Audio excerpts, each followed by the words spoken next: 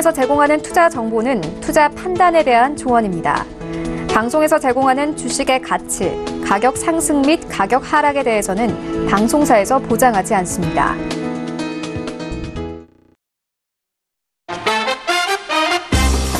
안녕하세요. 톡스타 2부로 돌아왔습니다. 저희 톡스타 2부 오늘은 수요일이니까 해외 선물에 관련한 이야기들 나눠볼게요. 방송 보시면서 해외 선물 나는 잘 모르겠다 하시는 분들은 언제든지 별톡방 혹은 전화 문자 이용해서 궁금증 남겨보시기 바랄게요. 별톡방 같은 경우에는 카카오톡 오픈 채팅방 검색창에 톡스타 별톡방 이렇게 6글자 검색해서 들어오시면 되겠습니다. 무료로 어떤 이야기든지 남겨보실 수 있으니까요. 얼른 부담 없이 카카오톡 이용해서 찾아와 보시기 바랄게요. 자, 그리고 제가 1부에서 퀴즈 드렸었습니다. 2부에서 힌트가 함께 나가는 퀴즈 기다리셨죠? 지금 바로 화면으로 공개하겠습니다. 자, 오늘의 퀴즈입니다. 보기만 해도 좋아지는 문제예요. 2018년 국내 주식시장의 폐장일은 언제일까요? 1번 12월 27일, 2번 12월 28일, 3번 12월 31일. 정답을 아시는 분들은 샵 0082번으로 문자를 남겨주시면 되겠고요. 힌트 드릴게요. 12월 27일보다 업입니다. 그렇다면 한 개의 보기는 제했으니까 2개의 보기 중에 정답을 맞춰보시기 바라겠습니다. 자, 정답을 아시는 분들은 샵 0082번으로 문자를 남겨주시기 바라겠고요. 추첨을 통해서 5분께 우리 스타분들의 유료 방송 일주일 무료 체험권을 받아가실 수 있다는 점 다시 한번 안내해 드릴게요. 자, 저희 톡스타 2부에서 매일매일 더 많은 정보 전달해 드리기 위해서 다른 코너들을 준비하고 있습니다. 수요일은 오늘은 해외 선물과 관련한 코너죠. 참 이 두 분의 스타분들은 해외 선물, 뭐 오일이라든지 달러라든지 모든 수익률을 적중률 100%로 만들어가고 계시는 분들입니다.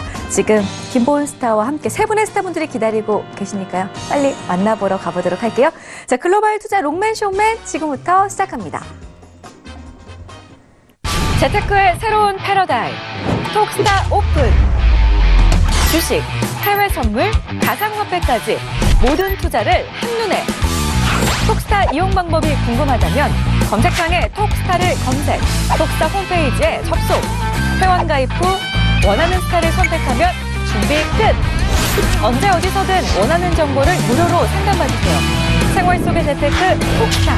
지금 바로 접속하세요.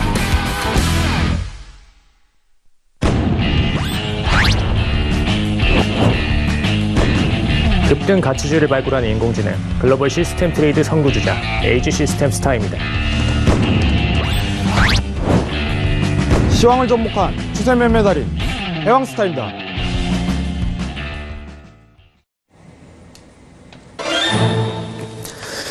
네, 안녕하십니까. 네, 글로벌 투자 롱맨 쇼맨의 김보스타입니다. 오늘 드디어 오늘 또 발작이 일어났죠. 미국 증시가 발작이 일어났는데, 이 발작 자체가 이 프로그램에 함께 해주신 우리 두 스타님들이 항상 강조했던 부분이기 때문에, 다시 한번 이 방송에 뿌듯함을 느끼고 있습니다, 저는. 네. 일단 좋은 내용들을 우리가 미리 많이 얘기를 했었기 때문에, 오늘 이 시간만 좀 잘 참고하셔도 해외 투자, 그리고 국내 증시 투자하시는데도 충분하게 대응이 가능하시다라는 부분 다시 한번 얘기 드리고요. 일단, 오늘 시장 자체가 상당히 미국 발작 때문에 좀 상당히 우려가 많았지만 그래도 우리나라 증시는 그래도 좀 견조하게 버텼습니다. 다행히 최근에 이제 달러가 조금 약세를 보여주면서 외국인 투자자들이 좀 쉽게 좀 들어오는 것 같아요. 그래서 이런 부분들이 조금 미중 무역 전쟁이 좀 소강 국면이 들어가면서 우리가 조금 도움이 되는 그런 것들이 아닌가 이렇게 좀 생각을 해볼 수 있겠고요. 그리고 아까 시청자 퀴즈를 봤는데 제가 시청자 퀴즈 보면서 제가 달력을 봤어요. 달력을 봤더니 그냥 팁으로 하나 얘기 드리자면 배당을 받고 싶으시면 26일까지 매수하셔야 됩니다. 26일에는 무조건 주식을 두고 계셔야 되고요. 27날 다 파셔도 됩니다. 그래도 배당 나옵니다. 그러니까 얘기를 이렇게 드렸으니까 T 플러스 2일째니까 언제까지 마지막 날인지 아시겠죠 이제? 이게 더 어렵나요 이게? 전 배당 나학과 배당일을 얘기 드렸으니까 배당 관련주 한번 생각해 보시고요. 제가 오늘 배당 관련주 좀 여러 가지 몇 개 봤었는데 효성이라는 기업이 배당을 9% 주더라고요. 이런 기업도 있다는 거. 그래서 효성 지주회사인데 한번 배당으로 한번 관심 있게 한번 보시면 좋을 것 같고요. 일단 요 얘기는 여기까지 끝내고 오늘 함께 해주신 글로벌 투자 롱맨 쇼맨에 함께 해주신 두 분을 모셨습니다. 제 오른쪽에는 오늘 해왕스타님 모셨습니다. 안녕하십니까?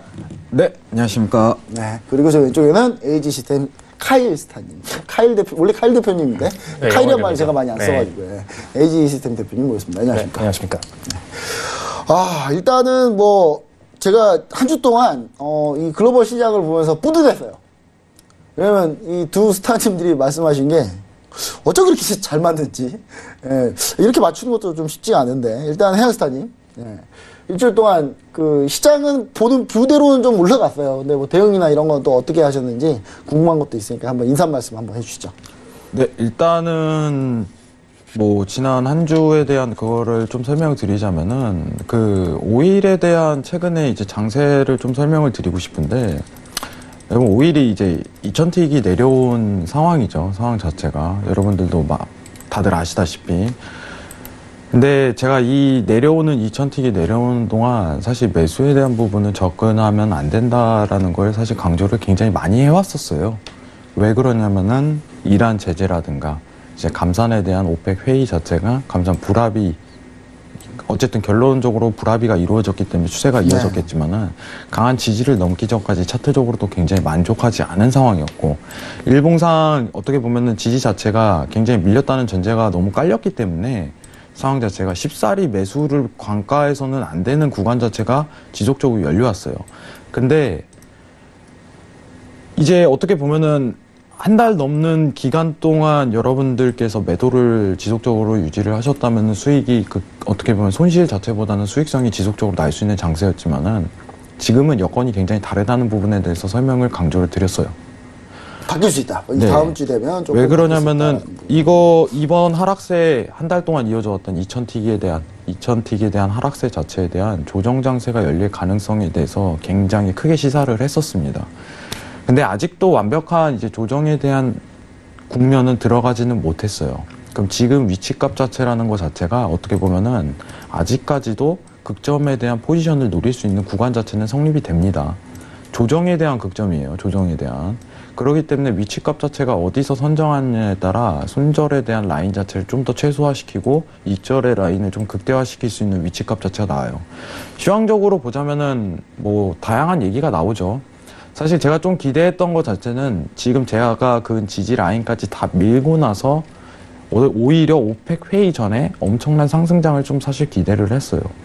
근데 이제 여러분들도 해외 선물을 오래 하신 분들일수록 느끼실 거예요. 시장에 대해서 확신 자체는 금물이라는 점. 그럼 지금 장세가 원래 이제 오펙 회의 전에 엄청 뚫고 가야 되는 장세가 맞긴 하지만은 이거는 회의를 좀 기다리겠다는 입장 자체가 오히려 더 심화가 되는 상태예요. 약간 건망 들어간 거죠, 이제. 네. 그러면 오히려 극점에 대한 포지션을 좀 노릴 수 있겠다. 이 관건에 대해서 조금 오늘 포커스를 맞출 것 같고, 개인적으로 이제 파월 이제 원래 증언이 있었는데 이제 에도의 날로 인해 원래 오늘이죠. 날이죠? 오늘 넘어가는 새벽 12시에 원래는 잡혀 있었어요. 12시 반에 한국 시간으로 5일에서 6일 사이에 이제 6일 새벽 12시 반에 이제 대기가 하고 있었는데 이제 연기가 됐어요. 상황 자체가. 그렇기 때문에 에도의 날 때문에 그런데, 그러면은 이제 좀 포커스를 맞춰야 될 게 사실 5일밖에 없겠다. 이 정도는 염두하고 싶고, 나스닥에 대해서는 추가 하락에 대한 명분이 아직까지는 있다는 점을 좀 어제 전일 신세계를 통해 좀 설명을 드렸었어요. 그래서 어째 이런 자리를 이탈되면 강한 매도세가 나올 가능성이 굉장히 크게 시사가 된다. 이렇게 좀 언급을 드렸었는데, 이번 한 주를 좀 기다리시는 입장이라면은 내가 좀 보수적으로 좀 리스크 관리를 최소화시키면서 하겠다, 이 관점을 가지신다면은 오펙 회의 이후에 이 지지 자체가 밀린 다음부터 매매하셔도 늦지 않는다는 점을 좀 이따 추가적으로 좀 설명을 드리도록 할게요. 일단 이벤트는 일단 보고 가자. 근데 이번 한 주가 사실 이제 굉장히 힘들 거예요. 여러분들이. 왜냐면은 유가라는 것 자체가 유동성이 굉장히 커요. 지금 현재 상황에서. 뭐가 이제 하루에 100틱, 200틱은 쉽게 나는 장세예요. 그렇기 때문에 그렇죠. 손익비 자체도 어떻게 보면 손절 라인이라든가 이절에 대한 기준 자체도 좀 더 업그레이드 시키는 경향 자체가 굉장히 커요. 근데 리스크는 최소화시키면서 매매하는 게 좋다 보니까 여러분들한테 오늘 1시간 동안 좀 유가 관련해갖고 어떤 식으로 방향성을 보고 어떤 상황이 놓여져 있고 어떤 지지를 밀리면 매매 자체가 좀 더 순조롭게 이끌 수 있는지 이거에 대해서 좀 설명을 드리도록 하겠습니다. 네, 알겠습니다. 일단 그래도 급등 나올 수 있다라고 해서 월요일 날 솔직히 4%면 급등이에요. 그 정도면 그렇죠. 급등이죠. 그리고 완전히 지금 대하방 추세에서 그래도 일부 살짝 전환된 모습을 보여줬기 때문에 그런 시그널을 한 주 전에 미리 지난주 이 시간에 드렸다는 점, 이 부분을 상당히 좀 우리 시청자분들이 많이 좋아하지 않을까, 뭐 이렇게 좀 생각을 해봅니다. 자, 그럼 이제 우리 에이지시 테스타님. 자, 이번에 에이지시 테스타님은 또 골드를 또, 네. 골드부터 해가지고, 상당히 좀 좋은 뷰를 많이, 지난주에 얘기해 주셨는데 또 그대로 갔어요, 또. 네네. 그래서 한 주 동안 대응이랑 어떻게 하셨는지 한번 인사 말씀 부탁드립니다. 네, 일단 이번에 좀 포커스 드렸던 게 오일에 대한 매수 포지션을 오랜만에 좀 공격적으로 드렸습니다. 사실 매도만 그동안에 계속 봐왔었는데 지금 저번 주 29일, 한마디로 저희 방송 끝나고 난 다음 날이었죠. 29일 날 새롭게 저가를 만들다가 매수 수급이 처음으로 기관들이 강매수를 딱 치는 포인트가 나왔습니다. 그래서 지금 49.65일 기준으로 해서 저점 기준 플레이하고선 거의 한 200틱가량을 쭉 올려냈었고요. 그래서 이 포인트에서 그 다음날 금요일장 넘어갈 때 좀 재매수 포인트를 드렸었고, 이때 좀 공교롭게도 지금 2000틱 저가에서 점 찍고, 점 찍었어요? 네, 점 찍고 올라갔습니다. 점 찍고 올라가서 그 다음 거래일까지 해서 거의 한 500틱 가까운 상승을 좀 보여냈고요. 그다음에 제가 이거는 좀 차트상으로 재밌는 플레이이기 때문에 소개를 드리려고 가져왔고요. 52.14포인트. 어제장에 먹은 매수 포인트입니다. 근데 이게 왜 중요하냐 보시면은 지금 토요일장에서 월요일장 넘어가면서 갭을 확 띄웠죠. 갭을 확 띄웠는데 지금 뭐 오펙 회의 건 때문에 그런 부분이 있습니다만, 근데 중요한 부분은 갭을 띄우고 나서 지금 52.14에다가 지지선을 계속 만들고선 장 초반입니다. 장 초반에 거래량 딱 터질 때 계속 지지선 만들고선 슈팅을 쫙 쐈습니다. 그래서 여기 라인에다가 매수 포인트를 드렸는데 지금 어제 그리고 오늘 연속적으로 계속 52.14에서 지지를 받고 있죠. 한 번씩 찍었네요. 그래서 이거는 갭맥 꾸기 전에 보이는 1차적인 추세 반등이기 때문에 기본적으로 매매를 하실 때 꼭 이용하셔라라는 관점에서 좀 짚어드리는 부분입니다. 그다음에 지금 어제 S&P에 대해서 추가적으로 폭락 가능성에 대해서 얘기를 드렸었어요. 근데 왜 드렸었느냐? 지금 일봉으로 보시면은 기존의 2820선, 2820선 맞고선 제가 어제 김본스타님이 조금 그 방에서 안 좋으셔가지고 몸이 안 좋으셔가지고 좀 잠깐 쉬시는 동안에 제가 이 S&P에 대한 전망들을 막 드렸어요. S&P가 지금 2820선에서 맞고선 추가적으로 하락세로 전환되는 상태이기 때문에 지금 이 갭 구간을 메꾸는 스타트 부분이 분봉상으로 2765선. 여기서 무너지면은 갭 구간에 대한 메꾸기가 스타트 된다라고 얘기를 드렸었습니다. 근데 2765선을 딱 어제장에 돌파하고 나서 그대로 쭉 하락세를 만들어내고 있죠. 아직까지 구간을 다 채우지는 못했습니다만 지금 2675선까지 추가적으로 낙폭 구간이 열려 있는 만큼 참고하시면 되겠고요. 그래서 이 선을 기준으로 할 때 S&P는 추가 낙폭 구간이 여기서 가능했다라는 부분 분명히 차트상으로 한 번 더 스터디를 하실 필요가 있겠습니다. 네, 알겠습니다. 저는 골드 얘기했는데 다른 걸 많이 얘기해 주셨네요. 사실 골드 얘기해 주셔서. 이번 주에 MVP는 5일장이 거의 다 이끌었기 오일이었죠, 때문에 사실은. 5일이랑 S&P 또 연동성이 높기 때문에 두 가지 중심으로 포커스되었습니다. 네, 오일하고 이제 S&P 같은 경우는 이제 오일 기업들, 그러니까 다운스트림, 업스트림 있는 기업들이 S&P 많이 상장이 되어 있기 때문에요. 그런 부분 연동성이 좀 있다. 뭐 이렇게 좀 보시면 좋을 것 같고요. 일단 그러면 이제 본격적으로 한번 코너를 들어가 보도록 하겠습니다. 자, 지난주 해외 투자 상품 핫딜입니다. 자, 지난주에는 우리 스타님들이 어떤 걸 얘기해 주셨는지, 아까 이제 해양 스타님 오일 얘기해 주셨는데 오일 뭐 추가적으로 지난주에 진행했던 부분들이랑 그 다음에 이제 앞으로의 이제 오일 어떻게 움직였었는지랑 얘기를 좀 같이 해주시면 좋을 것 같습니다. 자, 일단은 지난주에 G20 회의를 조금 앞두고 있는 입장이었습니다. 제가 이제 좀 보고 있던 뷰는 이제 G20에 참석하는 이제 당국의 나라들이 오펙, 비오펙, 미국까지 같이 얘기가 나오고 있어요.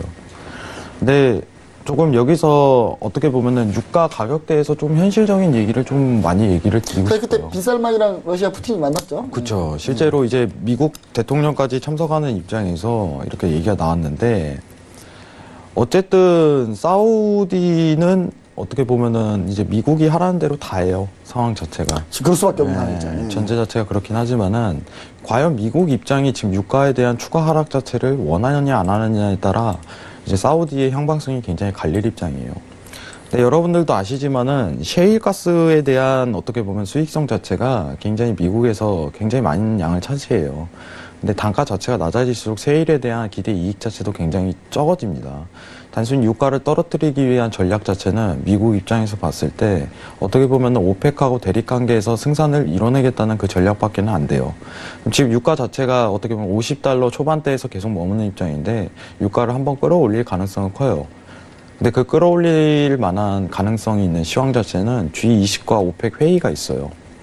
근데 G20 자체에서는 이제 유가에 대해서 크게 상승 자체는 이끌지 못했습니다. 사실상.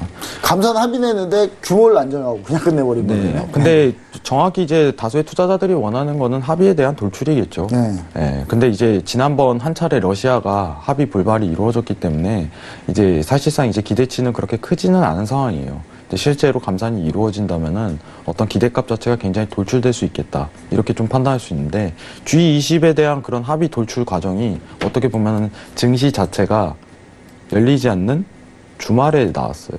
그렇죠. 주말에. 네. 그렇기 때문에 갭이라는 부분이 나왔던 거고 이 갭이라는 부분이 나왔다면은 오히려 이제 어떻게 보면 찬스다 이렇게 좀 볼 수 있는 전략 자체로 좀 모색을 해야 돼요. 지금부터는.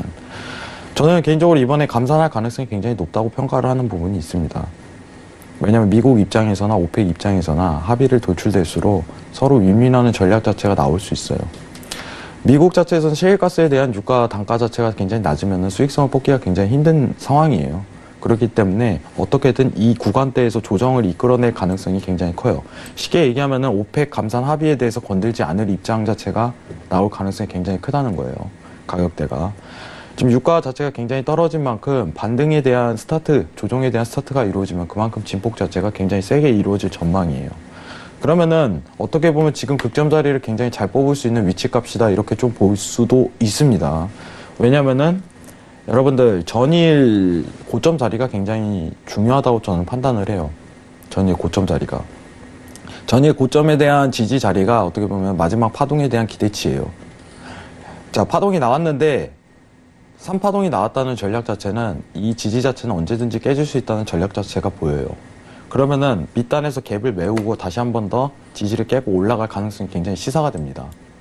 그리고 감산에 대한 기대치도 굉장히 높기 때문에 실제로 감산이 하게 된다면은 어떻게 보면 이 지지를 밀고 올라갈 가능성이 굉장히 커요. 아직 갭을 완전하게 메우진 못한 상황이에요. 갭을 완전하게 메우진 못했습니다. 그러면은 한 차례 더 추가 하락이 가능하다는 소리예요. 그럼 한번 밀렸다가 네, 저가 단계에서 극점 자리를 한번 모색할 수 있는 위치값 자체가 나올 거라고 생각을 해요. 근데 여러분들한테 제가 언급을 드리지만은 해외 선물은요, 그 마크 트웨인이 언급한 말이 있어요. 공경에 빠질 때는 제가 제일 좋아하는 말인데 확신에 의해서 공경에 빠지기 시작을 해요. 내가 여기부터 올라갈 거야 이런 확신 자체는 가지지 마세요.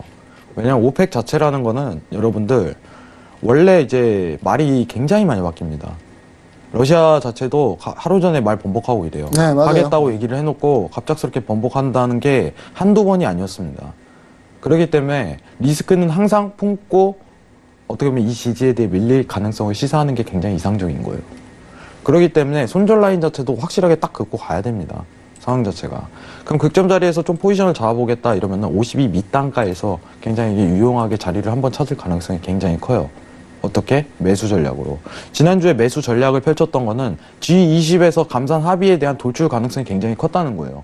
매매가 굉장히 껄끄러웠던 이유는 주말간에 합의가 이루어지고 장 초반부터 시작부터 갭 상승으로 이루어졌기 때문에 포지션 선정에 대한 굉장히 어려움이 있었을 거예요. 쉽지 않죠. 왜냐면 갭으로 그냥 띄워버렸으니까. 근데 제가 본 거는 이제 어떻게 보면은 주말이 아닌 이제 목금 사이에서도 내용이 돌출될 가능성이 있었기 때문에 지난 톡스타에서 상승에 대한 기대치가 있을 것이다. G20에서 감산에 대한 얘기가 잘 나올 가능성이 굉장히 크다는 전략 자체를 펼쳤어요. 이번 한 주도 마찬가지입니다. 이제 감산 자체가 이루어질 가능성은 아직도 있다고 보고 있어요. 그러면은 리스크는 항상 있는 거예요. 근데 여러분들이 단가를 지고 어떻게 보면은 손절 라인 자체가 이렇게 진폭이 이루어지는데 감산 또 불합의가 떨어졌다. 이러면은 시황에 대한 번복 가능성이 굉장히 커요. 그럼 추가적인 여기가 굉장한 매도 지지 자리가 돼버리는 거예요. 근데 단가 지지가 굉장히 어렵죠. 그럼 현실적으로 받아들이고 싶은 부분은 뭐냐면은 여러분들한테 장을 이때는 쉬셔도 된다는 거예요. 왜냐? 언제든지 조정이 올 장이 올 거예요. 그러면은 급하지 않게 매매 전략을 펼치셔도 괜찮다는 거예요.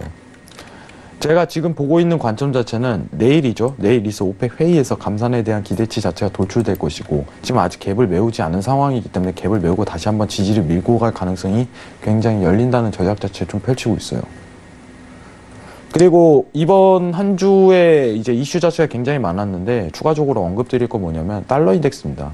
달러 인덱스. 요즘 달러가 좀 많이 네. 이제 방향을 잡아가고 있어요. 자, 지난주 한 주 왜냐면은 통화 정책 자체는 지금 FOMC에 포커스를 맞춰야 된다는 얘기를 굉장히 많이 꺼냅니다. 유로존 관련해갖고 시황 자체라 브렉시트 관련해서는 전혀 볼거리가 없습니다. 제가 분명히 언급할게요. 브렉시트 뉴스 보지 마세요. 브렉시트 뉴스 봐왔자 의미가 없습니다. 왜냐면은 통화 정책 유로존에서 나올 얘기 자체가 불보듯 뻔해요. 테이퍼링 종료. 그리고 나서 인플레이션 기다리겠다, 경제지표 기다리겠다, 이 관점밖에 없어요. 얼마간? 6개월간이에요. 그러면은 FOMC에서 금리 인상에 대한 기조 자체만 포커스를 굉장히 맞출 필요성이 있다는 거예요.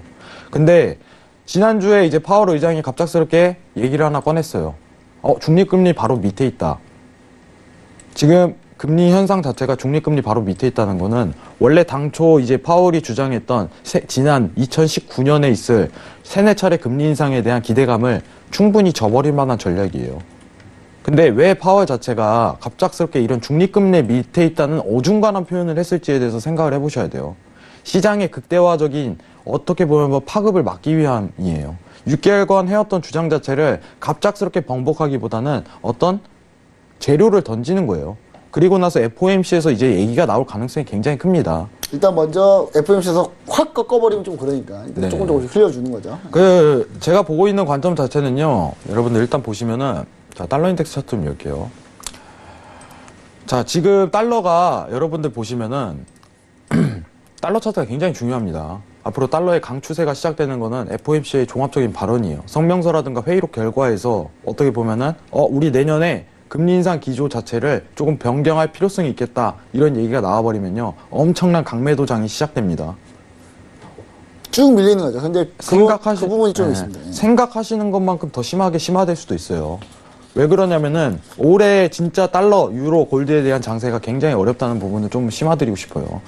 자, 정확히 28일이죠. 28일 날 FOMC에서 이제 파월 의장 자체가 의견을 얘기했어요. 중립금리라는 거는요, 다시 한번 제가 언급드리지만, 인플레이션, 디플레이션도 아닌, 어떻게 보면 목표치에 가장 가까운 수치예요.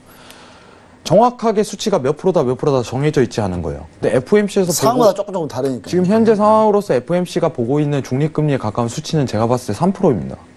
제 의견으로는. 왜냐면은 내년에 한두 차례 금리 인상을 하려면은 어차피 12월에는 금리 인상 자체가 거의 확정적이에요. 그렇기 때문에 2.5%라는 2.25에서 2.5%라는 수치 자체가 12월에 안에는 결과가 도출될 가능성이 굉장히 큰 상황에서 내년에 한두 차례 금리 인상 자체로 번복을 한 다음에 금리 인상이 목표치 바로 밑에 있다는 건 3%에서 중립금리를 형성하겠다는 의견 자체가 대다수로 몰리고 있다는 겁니다. 그러면은 제일 중요한 거는 여러분들이 차트를 녹이려면은 추세 자체가 지금 안 나오고 있어요. 이건 명분이 확실합니다. 여러분들이 유로에 대해서 장기 관점이라든가 그걸 잡고 싶다면은 저는 개인적으로 좀 기다리셔도 된다고 보고 있어요. 아직은 조금 있다가. 게다가 이제 유로가 좀 있으면 만기예요. 네. 여러분들. 유로가 만기이기 때문에 만기 전에 웬만하면 추세 자체가 안 풀려요. 그러면 이 구간 내에서 굉장히 힘들게 흘러갈 가능성이 굉장히 시사가 된다. 근데 이미 재료는 던졌습니다. 재료를 던졌다는 의미 뭐냐면은 FOMC에서 언제든지 얘기가 나올 수 있다는 그런 발언이에요. 그러면은 회의 결과에 대해서 도출된 다음에 그 다음에 포지션 자체를 장기를 들고 가셔도 전혀 늦지 않다는 소리는 하고 싶어요. 왜냐? 워낙 획기적인 크게 갈 거기 때문에. 워낙 그렇죠? 획기적인 발언이기 때문입니다. 워낙 획기적인 발언이에요. 그간 6개월 동안 FOMC 파월 의장이라든가 FOMC 전반 브레이너드라든가 비둘기 기조를 유지했던 이 사람들이 작년에죠. 2017년도에 갑자기 올해 들어서 매파 기조를 엄청나게 유지를 해왔던 상태예요. 그 상황에서 FOMC에서 전반적인 내용 자체가 바뀐다. 근데 여러분들이 제일 포커스를 맞춰야 될 거는 유로존 회 통화 정치도 아니고 영국의 브렉시트도 아니고 FOMC의 이제 금리 인상 주기 자체를 잘 보셔야 돼요. 여러분들이 포커스 맞춰야 될 시황 자체가 여기에 다 몰두가 돼 있습니다. 미중 무역도 아니에요. FOMC의 통화 정책 자체입니다. 확실하게 언급 드릴게요. 그리고 한국 금리 이번 달에 올렸는데 여러분들 아셔야 될 게 뭐냐면 한국 증시도요. 미국 기준으로 해갖고 이격이 얼마나 벌어져 있나 이거를 파악하셔야지 한국 금리 올렸다고 해갖고 이건 아니에요. 단순히 조정장만 주는 장세입니다. 이것도 좀 면밀하게 이제 기준점을 확실하게 보고하셔야 돼요. 그럼 달러 인덱스 관련해 갖고 가장 중시해야 될 포커스 자체는 뉴스가 난다발로 오면요, 여러분들 오히려 혼동이 와요. 달러 인덱스에서 가장 집중해야 될 내용은 앞으로 2019년에 있을 금리 인상 주기 자체를 어떻게 스탠스를 변화하냐, 그걸 FOMC에서 얘기가 나오냐, 거기에 포커스를 굉장히 맞춰야 된다고 생각을 해요. 골드 차트 한번 보도록 할게요. 달러 인덱스 자체가 이제 그런 발언이 꺼내지고 굉장한 모멘텀으로 하락 추세가 이어진다면은, 자, 잠시만요. 일단은 뭐 사실 그게 있습니다. 지금 현재 최근에 이제 원래 중립금리가 3.5로 다들 예상을 하다가 이게 점점 내려가고 있어요, 지금 다들. 원래 당초 이제 3-4차례 내년에 금리 인상을 하게 된다면은 3.5가 이제 중립금리의 목표치가 맞겠지만은 최근 이제 파월 의견의 얘기를 들어보면 3%대가 중립금리에 굉장히 가깝습니다. 네. 자, 지금 보시면은 골드에 대한 지지 자체가 너무 명분이 보여요. 왜 그러냐? 달러가 좀 더 흔들 가능성이 굉장히 시사가 됩니다. 골드 자체는 좀 더 기다릴 필요가 있어요. 그럼 밑단가에서도 충분히 여유있게 잡을 수 있을 만한 조건 자체가 성립된다는 거예요. 지금 다수의 투자자들이 기다리고 있다는 거는 뭐냐면은 달러 인덱스의 추세대가 형성 안 된다는 첫 번째 정황 자체가 보이고, 파월 의장 자체가 중립금리 밑에 있다는 그런 얘기 자체가 있겠지만은 다수의 투자자들이 원하는 건 지금 차트상으로 봤을 때 명분이 딱 쓰는 거예요. FOMC에서 얘기가 나와야 됩니다. 그러면은 달러에 대한 강세가 이제 시작되는 거예요. 12월 금리 인상 자체는 더 이상 논점이 아니라는 점이에요. 왜냐? 모두가 알고 있기 때문에. 모두가 알고 있으면 그거는 시황이라든가 뉴스가 아니에요. 지금 보고 있는 여러분들이 달러 인덱스를 제대로 보고 싶다면은 FOMC에서 나오는 2019년도에 있을 금리 인상 기조 자체를 한두 차례 인상하냐, 3-4차례를 인상하냐, 여기에 포커스를 굉장히 맞춰야 될 거라고 보고 있어요. 그럼 골드 자체는 추후에 골드를 매수를 볼 단가가 밑단가에서도 잡힐 가능성이 굉장히 열린다는 사실을 전제를 깔고 하고 있습니다. 그러면은 지금 자체에서 달러 인덱스가 굉장한 하방 추세가 나올 거라는 전제 자체는 안 보시는 게 좋고, 골드 자체도 한풀 꺾이고 여기서 전일자에서 지지받을 가능성이 굉장히 크다.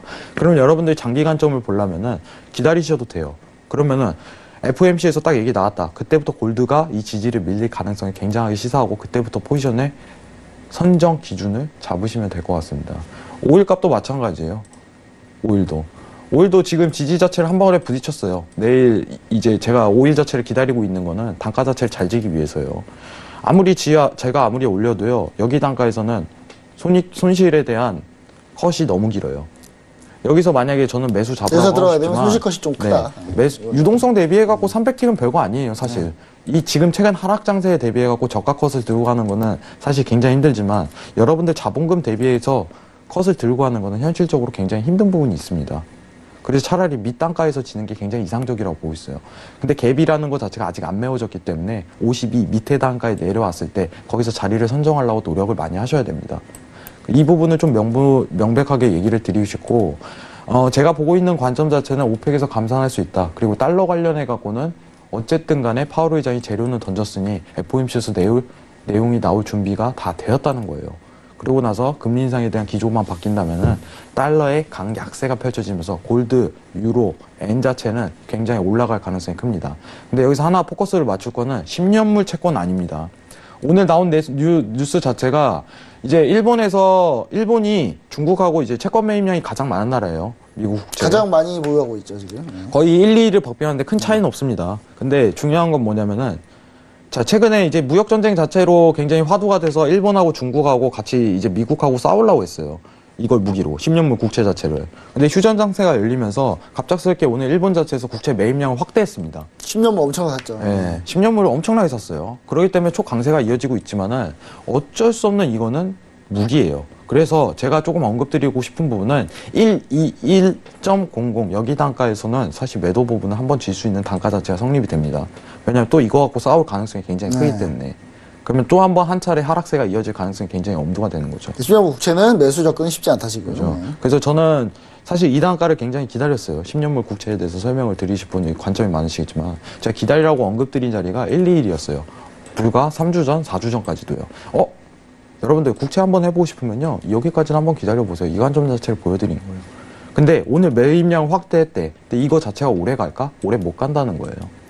일본이 하는 행동들이 불보듯 뻔해요. 왜냐? 중국하고 손잡고 다시 한번 이 국채 가지고 전쟁을 벌일 가능성이 굉장히 열린다는 점이에요. 그렇다고 손절이 없는 것도 아니고 이 지지 자체 풀리고 1250 자체가 넘어간다면은 완전히 매수 관점으로 어떻게 보면 지지 자체가 변했기 때문에 더 이상 매도는 못 본다는 정황 자체가 펼쳐져요. 하지만 121 자체는 매도 관점 자체가 굉장히 성립되는 자리라는 거는 여러분들한테 설명드리고 싶어요. 왜냐면은 오늘 비록 일본에서 국채 매입을 했대지만은 이거 갖고 또 한번 싸울 가능성이 굉장히 크다는 점이에요. 대추세 만들기 좀 쉽지 않다는 거죠. 그래서 제가 언급드리고 싶은 거는 이제 오일에 대한 매수 관점, 그리고 골드는 매수, 유로 매수인데 좀 기다리는 관점. 일단 FOMC에서 일단 확실히 나오는지 한번 확인해보자. 하지만 10년물 채권은 다르다는 점. 10년물 채권은 미중무역으로 무기를 써왔기 때문에 이 관점 자체는 좀 더 다르게 봐야 된다. 이 관점 자체는 여러분들한테 설명드리고 싶습니다. 이상입니다. 네, 알겠습니다. 일단 5위부터 해가지고 전체적으로 한번 싹 봤네요. 일단 제가 봤을 때도 마찬가지로 일단 다 이번 주 FOMC에서 뭐 금리 올리는 건 뭐 다들 알고 있으니까 과연 코멘트가 한번 파월 의장이 한번 던져놨기 때문에 던져놓은 거에 대해서 얼마나 이제 그 다음에 강하게 더 나올 수 있는지 그런 부분들을 좀 우리가 확실히 좀 확인해 보시면 좋을 것 같고요. 자, 그럼 우리 에이지 스탠스타님. 네. 지난주 해외 투자 핫딜 하셨는데 어떤 네. 종목들이셨나요? 네, 지금 일단 오늘 말씀드릴 거는 원래 오일이랑 S&P였는데 지금 전반부에 다 말씀을 드려가지고 네. 오일에 대해서 지금 기준 장기적인 관점, 그다음에 골드에 대해서 지금 랠리 저희가 스타트 예정에 있습니다. 그렇기 때문에 골드, 이번, 네, 골드 그리고 유로, 달러 이 세 가지 상품까지도 다 짚어드리도록 하겠습니다. 일단 좀 얘기를 드릴 부분이 오일 같은 경우에는 일단 6일장 기준으로 해서 추가적으로 오펙에 대한 감산 수치 부분 발표가 원래 예정돼 있었는데 지금 일단 수치 부분이 추가적으로 증가하게 될 것이냐에 대한 부분 사실 뭐 미국이랑 사우디 관계 때문에 증가가 안 될 것이다 이런 분들 예상하신 분들도 있었는데 사실 그건 불가능합니다. 지금 사우디 입장에서는 추가적으로 GDP를 올려야 되는 상황이기 때문에 아무리 미국과의 관계를 생각을 하더라도 본인들 GDP를 미루고선 미국과의 관계를 추천을 할 수는 없습니다. 그렇기 때문에 감산 기회가 왔을 때는 당연히 공격적으로 추진을 해주는 게 맞고요. 그래서 그 포인트 타서 추가적으로 랠리 상승, 랠리는 충분히 가능하시다라는 부분 참고를 하시면 되겠고, 그다음에 좀 최근에 중요한 부분이 지금 베이커즈 국제장비수가 $50 터치하고 나서 지금 기존의 888선에서 좀 추가적으로 감소를 해가지고 885까지 잠깐 떨어지는 것처럼 보였는데 지금 저번 주 수치 보시면 887까지 다시 또 증가했습니다. 그렇기 때문에 지금 상태에서는 지금 888선 정도에서 그냥 보합권을 이루게 될 가능성이 높다라고 보시는 게 맞습니다. 증가를 하다가 미국은 보통 랠리를 꺾는 경우에 거의 횡보장 내지는 하락장으로 전환되는 경우가 많기 때문에 그 포인트 기준으로 추가적으로 증가는 좀 어렵다라는 부분 참고를 하시면 될 것 같고요. 일단 지금 상태에서 뭐 감소하지는 않는 상황이기 때문에 현재 포인트 기준으로 추가적으로 강한 상승을 세일의 감소로 인해서 보시는 것은 무리가 있다라고 보시면 되겠습니다. 오히려 오펙 쪽에서 감산을 해줘야 추가적으로 공격적인 상승이 가능하다 이렇게 보시면 되겠고요. 자, 지금 상태에서는 $50 기준으로 좀 미국은 맞춰져 있는 상태이기 때문에 $50 이하보다 공격적으로 떨어지기는 쉽지 않다는 거 참고하시면 되겠습니다. 그럼 이제 일단 저희가 ETF 기준으로는 $50에서 추가적으로 매수 들어가셔라는 얘기를 지속적으로 저번 주에 드렸기 때문에 지금 $50 기준으로 최근에 반등 이후에 약 8% 정도 지금 상승해 있는 상태고요. 그다음에 어제장에 지금 리뷰 드린 52.14 그다음에 49.65 이 포인트 기준으로 계속해서 매수 플레이를 보여드리고 있는데 매수 플레이를 보여드리는 이유가 있습니다. 기본적으로 지금 매도장으로 떨어질 때는 안 보이던 차트 플레이가 나오고 있는 부분이죠. 어떤 부분이냐?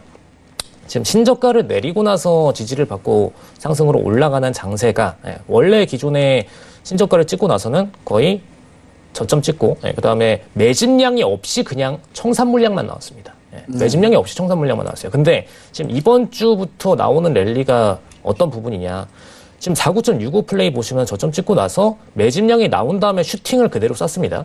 이거는 차트가 달라요. 슈팅을 그대로 쏜 거기 때문에 신규로 아예 여기서는 매수 플레이를 들어가야 된다.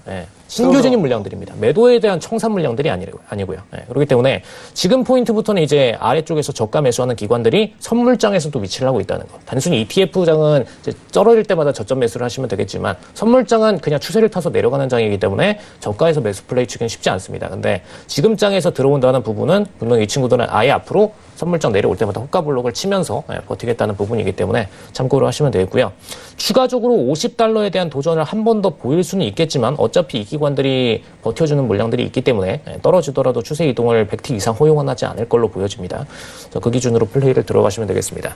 그다음에 지금 달러 그리고 골드 랠리가 이제 금리 인상 2주 전이기 때문에 이제 스타트가 돼야 되죠. 원래 이제 파월 의장 발언을 저희도 기다렸었는데 지금 새벽장에 원래 발표가 나기를 좀 기다렸었는데 이 부분이 지금 내일 모레로 연장이 됐습니다. 연장이 되면서 지금 사실상 파월 의장 발언을 그때까지 기다리셔도 괜찮습니다. 근데 제가 미리 좀 얘기를 드릴 부분은 기존에 지금 클라리다 부의장부터 사실 동결에 대해서 표기를 던졌던 분들은 이제 다 바뀌었어요.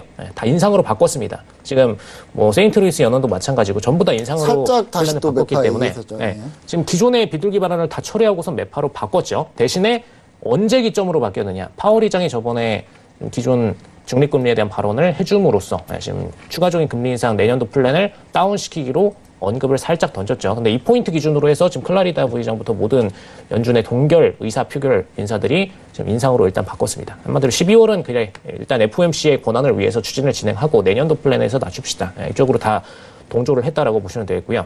그럼 그 시점 기준으로 볼 때 일단 최근에 금리 인상 확률 퍼센트 지금 82.5% 정도를 왔다 갔다 찍고 있습니다. 원래 금리 인상 직전 수치가 될 때는 95선 정도까지 올라갑니다. 한마디로 지금보다는 10%가량의 추가적인 금리 인상 확률 올라간다 이렇게 보시면 되겠고요. 그럼 그 랠리에 맞춰서 원래는 두 가지 상품들의 트레이딩을 하실 수가 있었죠. 달러에 대한 상승 랠리 그다음에 골드에 대한 매도 랠리 이 두 가지 상품에 투자를 하실 수가 있었는데 일단 골드를 좀 보시겠습니다. 골드 보시면은 저희가 어제장 기준으로 해서 ETF 골드 매도를 지금 파월 의장 발언 전까지로 해서 들어가 있는 상태입니다. 파월 의장 발언이 공격적으로 인상에 대해서 펼쳐주면은 그대로 그냥 매도 랠리 끌고 가는 거고요. 근데 만약에 조금이라도 더 내년도 인상 플랜을 낮춘다에 대한 비중을 조금 더 높게 코멘트를 던질 경우에는 골드 매수 물량들이 쫙 들어와 주기 때문에 그 포인트 기준으로 빠르게 청산 물량을 던질 겁니다. 그래서 지금 이번 랠리는 왜 ETF로 들어가시느냐. 지금 골드 수치가 보시면 1200선 기준으로 해서 지속적으로 지지가 좀 발생을 하고 있습니다. 연결 선물로 보셔도 지속적으로 발생을 하고 있는 부분이고요. 그렇기 때문에 지금 랠리가 떨어지더라도 400T 이상의 랠리를 보시기가 어려워요. 400T 이상의 랠리는 사실상 오히려 반등을 크게 줄 수 있는 폭입니다. 지금 1200선까지 떨어지고 나서 오히려 세게 매수 플레이 때려버리면은 600틱, 700틱까지 또 강한 상승을 보여줄 수가 있기 때문에 더군다나 지금 시점이 브렉시트 지점이에요. 전이에요. 브렉시트에 대한 합의전이죠. 합의 이후에 지금 의회 표결까지도 일어나서 내부에서 의회와 정부까지도 전부 다 합의 절차가 이루어지고 공격적으로 진행되는 바로 그 직전입니다. 12월 11일 날 표결이 이루어지고요. 근데 그 시점에서 저번에 파운드 브렉시트가 일어날 때 골드가 초공격적인 상승을 보여냈었죠. 그런 랠리처럼 마찬가지로 이번에도 공격적인 골드의 상승 랠리를 보일 수 있기 때문에 이번에는 골드는 그냥 ETF로만 끌고 가시면 되겠고 단기적으로 본적 컷 잡고선 플레이를 들어가시면 되겠습니다.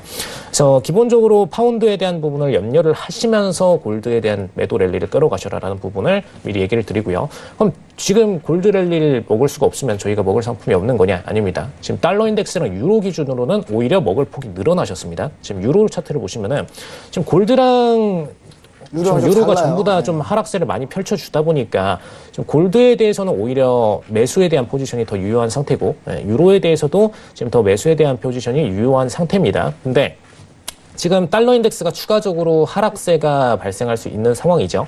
하락세가 내년도에도 역시나 1월에 통화정책 발표를 할 때 약달러 가능성이 굉장히 높게 시사가 되고 있습니다. 트럼프가 이제부터는 달러 인덱스의 폭을 그냥 가둬놓기로 88에서 92선 사이에서 아예 고립을 쳐버렸을 가능성이 높습니다. 왜냐? 그래야 내년도 지금 중국과의 통화 이벤트, 그다음에 후년도에 추가적으로 지금 증시 하락 이벤트가 또 예정이 되어 있기 때문에 이 두 싸움에 다 미리 대비를 하려면은 달러 인덱스의 폭을 안정적으로 기축통화권 안에다가 비치를 시켜두는 게 더 좋습니다.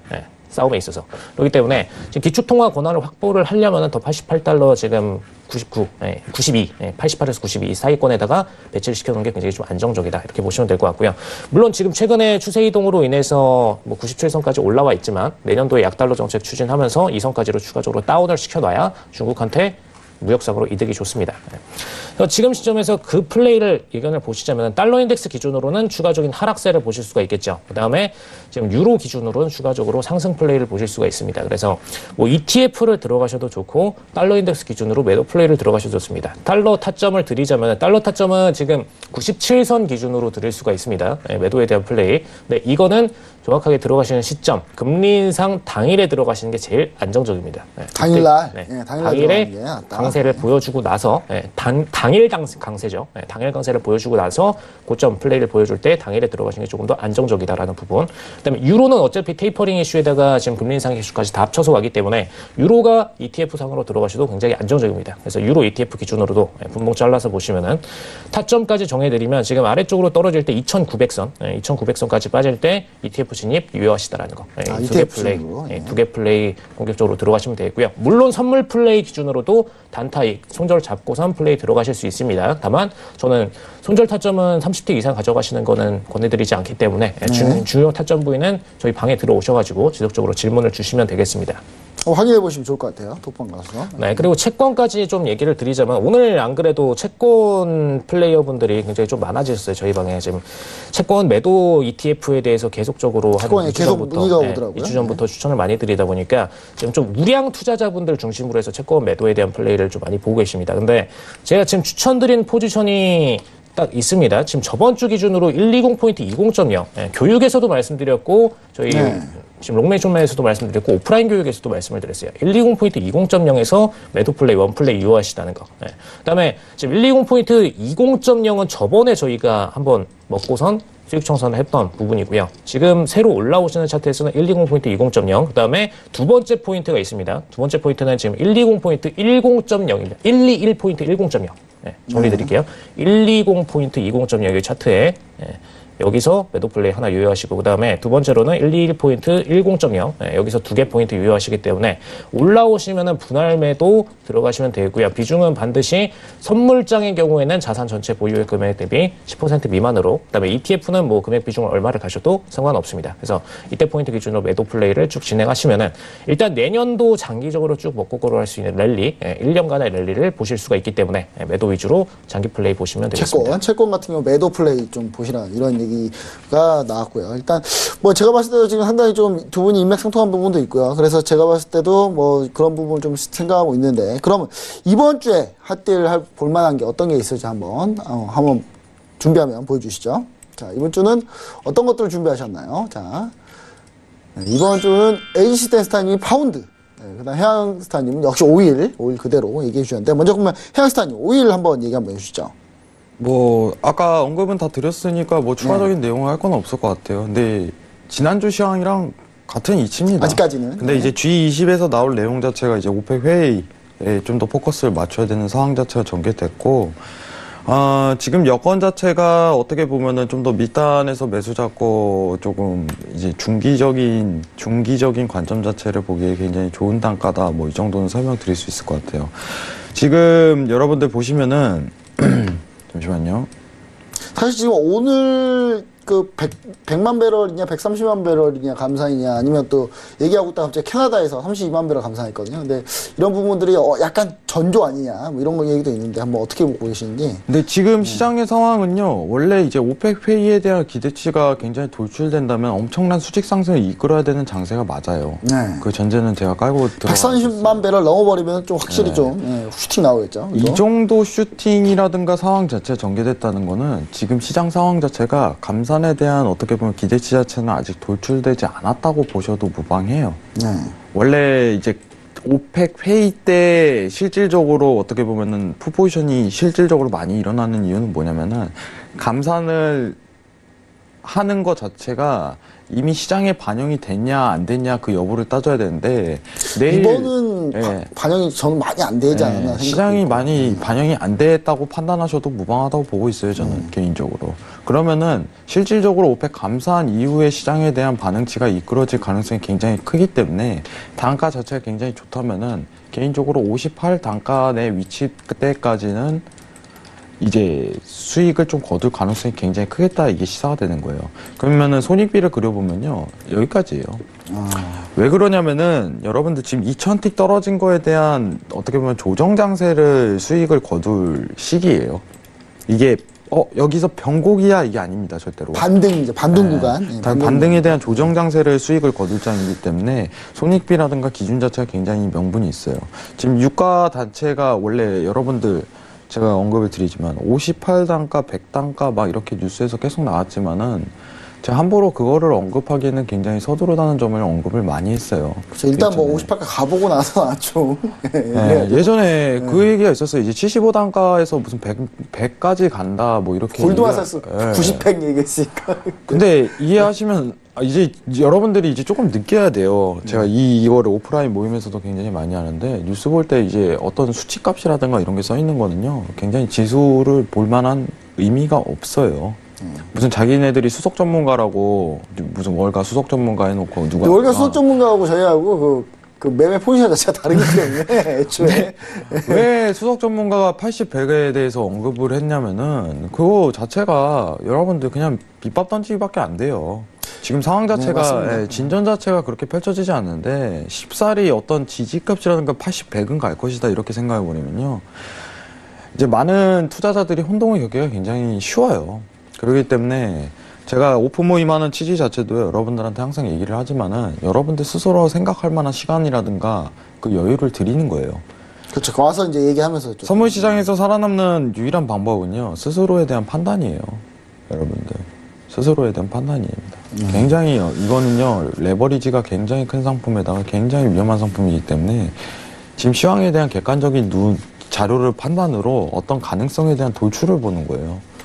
근데 지금 상황에서 여러분들한테 얘기를 드릴 거는 뭐냐면은 감산에 대한 어떻게 보면 내일인데 12월 6일이죠.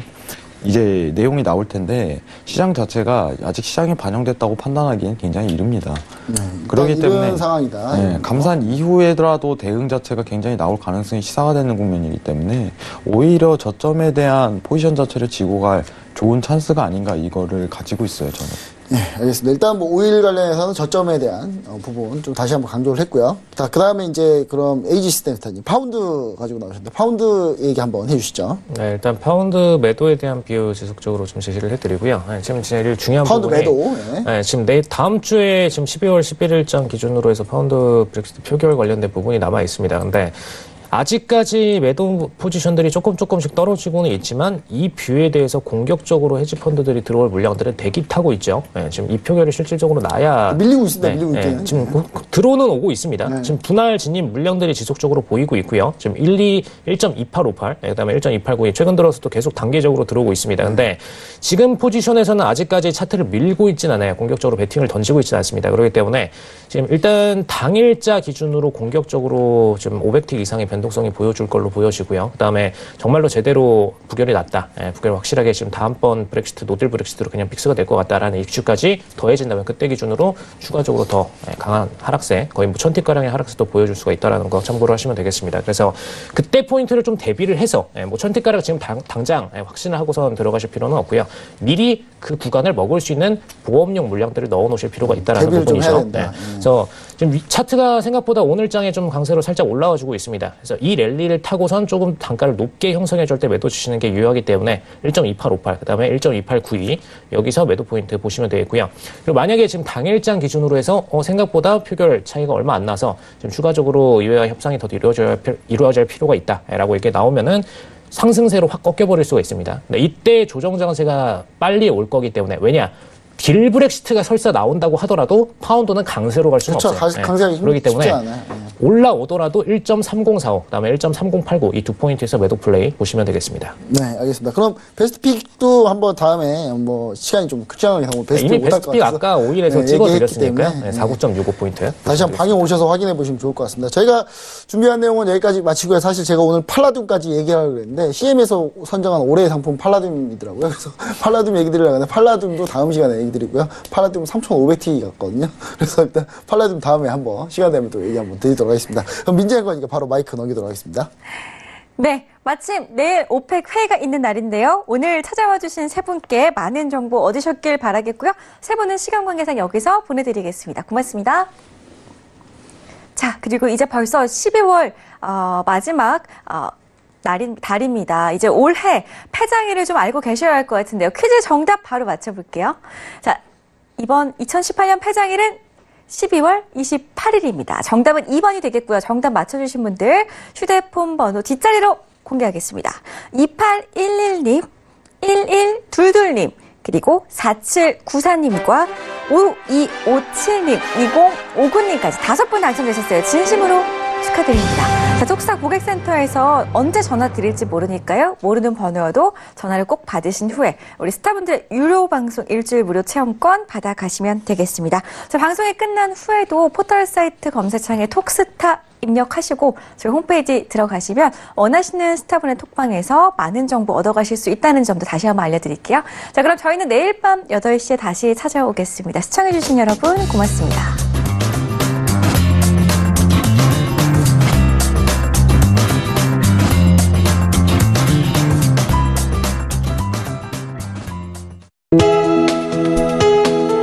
본 방송에서 제공하는 투자 정보는 투자 판단에 대한 조언입니다.